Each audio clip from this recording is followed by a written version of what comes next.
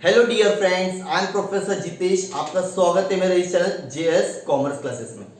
ये वीडियो बहुत ज़्यादा इंपॉर्टेंट है। अगर आप 12th में हो या 13th में हो तो मेन कॉमन एडजस्टमेंट कौन सी आती है एग्जाम में फाइनल अकाउंट के रिलेटेड। आप कोई भी कोर्स करो, कोई भी क्लास में रह दो, लेकिन कॉमन एडजस्टमेंट अभी हम जो डिस्कस करने वाले 100% आपको मिलने वाली, ठीक है।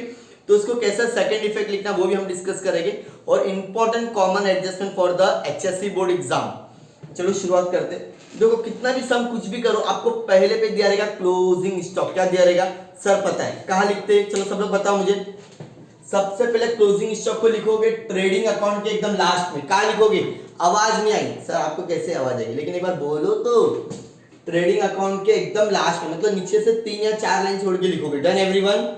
डन। क्या लिखोगे डियर फ्रेंड्स? Closing stock. क्या लिखोगे? Closing stock. डन। अच्छा, इसको यहां लिख के खत्म नहीं होगा, आपको 1 मार्क्स नहीं मिलेगा जब तक कि आप इसका अमाउंट एसेट में नहीं लिखोगे। कहां नहीं लिखोगे? एसेट में नहीं लिखोगे। कहां नहीं लिखोगे? मतलब ये जो लिखोगे ना अमाउंट, सेम टू सेम आपको कहां लिखना है? एसेट, मतलब बैलेंस शीट के एसेट में जाना है। Closing stock 75,000। समझ में आ गया? सर कभी कभी ना ये एडजस्टमेंट ना 2 अमाउंट दिया रहता है। कितना अमाउंट दिया रहता है? 2। तो वैसा एडजस्टमेंट भी मैं आपके सामने पढ़ता हूं ताकि आपका डाउट्स वो भी क्या हो जाएगा, क्लियर हो जाएगा कि कौन सा अमाउंट लेना चाहिए। For example, closing stock is valued at 88,000 cost price. फिर से सुनो, closing stock is valued 88,000 cost price and 90,000 market price. आप सब कुछ भूल जाओ, कॉस्ट प्राइस, मार्केट प्राइस, सब कुछ भूल जाओ। Which ever is less, which ever is low. अब मुझे बताओ 88 अमाउंट लेस है क्या 90 अमाउंट? 90,000। सर सीधी सी बात है, 80 बस 88 है ना। तो अगर क्लोजिंग स्टॉक में 2 अमाउंट दिया रहेगा, जो छोटा अमाउंट रहेगा वही आपको यहां भी लिखना है और यहां भी लिखना है एसेट में। 1 मार्क्स कंफर्म हो गया सर? कंफर्म हो गया। सेकेंड कॉमन एडजस्टमेंट आपको आता है एडवांस इंक्लूड। क्या बोले सर आपने?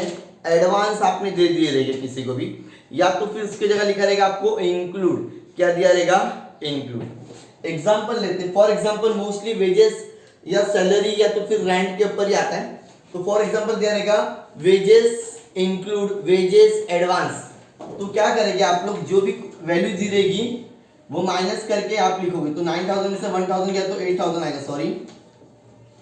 अब इसका सेकेंड इफेक्ट कहां लिखोगे डियर फ्रेंड्स? अच्छा ये प्लस क्या था, सॉरी सॉरी सॉरी, ये आउटस्टैंडिंग वाली एंट्री है तो उसको तो 10,000 रहने दो। यहाँ पे सैलरी पे मैंने लिखा एडवांस। एडवांस की जगह आपको आ सकता है प्रीपेड भी आ सकता है। क्या आ सकता है? Advance prepaid include. Advance prepaid include. Advance prepaid include, तीनों का मीनिंग सेम है। आप करोगे माइनस। क्या करोगे? माइनस। फॉर एग्जांपल क्वेश्चन में दिया रहेगा 20,000 और यहाँ पे बोल रहा है 2,000, 1,500, 1,500, जो भी दिया रहेगा बस आपको माइनस करके लिखना है हमेशा। अब ये मेरे लिए एसेट है। क्या है? मतलब मैंने एडवांस में इसको 2,000 रुपए दे दिया। क्या कर दिया हूँ? एडवांस में दे दो। तो एसेट में आएंगे एडवांस सैलरी 2,000। हमेशा याद रखना, जो भी आप प्लस या माइनस करोगे ना वो सेकेंड इफेक्ट में जाएगा। Everyone done? समझ में आ रहा है आपको? Very good. अगर एग्जाम में लिखा है आउटस्टैंडिंग, क्या लिखा है? Not paid still payable. Sir फिर से बोलो, outstanding not paid still payable, मतलब प्लस करोगे आप लोग। क्या करोगे? आउटस्टैंडिंग मतलब प्लस, मतलब अभी भी ये अमाउंट देना बाकी है। Done everyone? तो आप लोग देखो 9,000 आपको क्वेश्चन में दिया रहेगा और ये 1,000 रुपीज आपको एडजस्टमेंट में दिया रहेगा। कहा दिया रहेगा? बॉक्स के नीचे जो एडजस्टमेंट देती है ना, 100% बोल रहा है ये एडजस्टमेंट आती है, डेप्रिसिएशन आउटस्टैंडिंग, ठीक है। तो आप लोग 9,000 1,000 कितना हो गया? 10,000। और जहां जहां भी बोला रहेगा आउटस्टैंडिंग करने के लिए वो प्लस करने का, आने का लायबिलिटी में। कहा आने का? ये जो आपने लाइन छोड़े रहेगी तो नीचे से चौथी पांचवी लाइन लिख सकते हैं आप लोग आउटस्टैंडिंग। अभी एक ही अमाउंट है तो एक ही लिखा वेजेस। अगर होता आउटस्टैंडिंग वेजेस, सैलरी, रेंट, अगर ऐसा रहता सबको 1 बाय 1 लिखता था इनर कॉलम में और सबको प्लस करके बाहर लिखता। देखो मैंने कौन सा अमाउंट लिया? 1,000 रुपीज लिया। कौन सा लिया हो? अच्छा ये ब्रैकेट की साइन डालना था गलती से भी, बिकॉज ये ब्रैकेट की साइन प्लस की होती है, कौन सी होती है, माइनस की होती है, तो आप डालोगे नहीं, ठीक है, खाली जब आप माइनस करोगे तभी ब्रैकेट डालोगे। देखो 1000 रुपीज लिखा मैंने, डन डन।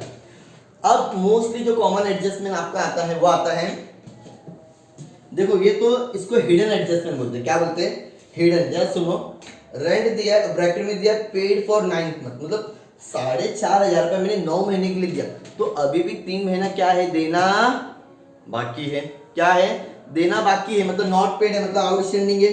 इतना समझ में आ गया सर, अमाउंट तो दिया नहीं है। अब देखो 4500 किसके लिए है, 9 महीने के लिए, कितने के लिए है। अब मुझे अगर 1 महीने का मिल जाता है तो मैं मल्टीप्लाई बाय 3 कर दूंगा, तो मल्टी दो 9 महीने अगर मुझे 1 अमाउंट चाहिए तो इसको डिवाइड कर दे तो मुझे मिल जाएगा 500, मतलब 1 मंथ का रेंट है तुम्हारा 500, डिवाइड कर दिया मैंने 9 से, क्या कर दिया, 9 से डिवाइड कर दिया, तो यहाँ लिखूंगा मैं 1500। सर कैसा आया, 1 महीने का 1500, 3 महीने का रेंट बाकी है, तो मल्टीप्लाई कर दोगे आप लोग तो मिल जाएगा 1500, यहाँ लिखो। अच्छा चलो, प्लस क्या, सेकेंड इफेक्ट आपका आ जाएगा आउटस्टैंडिंग, क्या है वो, रेंट, अमाउंट कितना है 1000, डन सर, डन।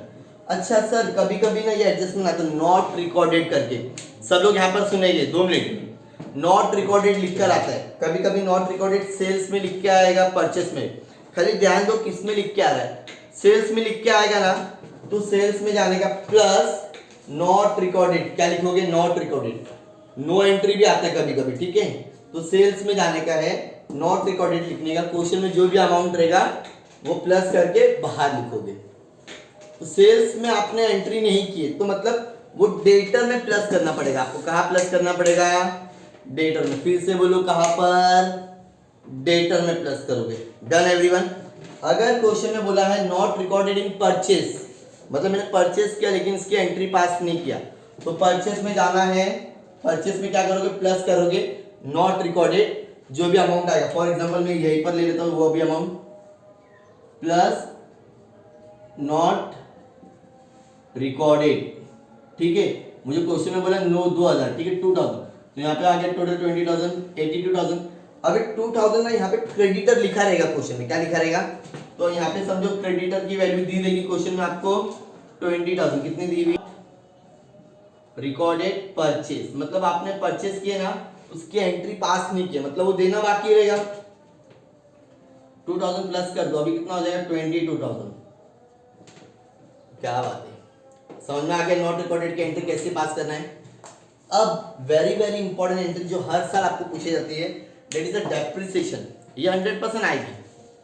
डेप्रिसिएशन मतलब माइनस, क्या बोले सर, डेप्रिसिएशन मतलब सीधा सर जो भी दिया रहेगा आपको माइनस करना है। फॉर एग्जांपल डेप्रिसिएशन 10% बोल रहा है बिल्डिंग के ऊपर, किसके ऊपर बोल रहा है, लेस डेप्रिसिएशन 10%, 60,000 के 10% हो जाएगा 6,000, अब माइनस करके बाहर लिख दो, ये तुम्हारा लॉस है, क्या है, लॉस। तो सेकंड इफेक्ट क्या लिखोगे, प्रॉफिट एंड लॉस में आना है तुमको, टू डेप्रिसिएशन ऑन, किसके ऊपर निकाले आपने, बिल्डिंग के ऊपर निकाले, कितना परसेंट, 10%, एक ही अमाउंट रहेगा तो डायरेक्टली आप क्या कर दोगे, 6,000 लिख दोगे।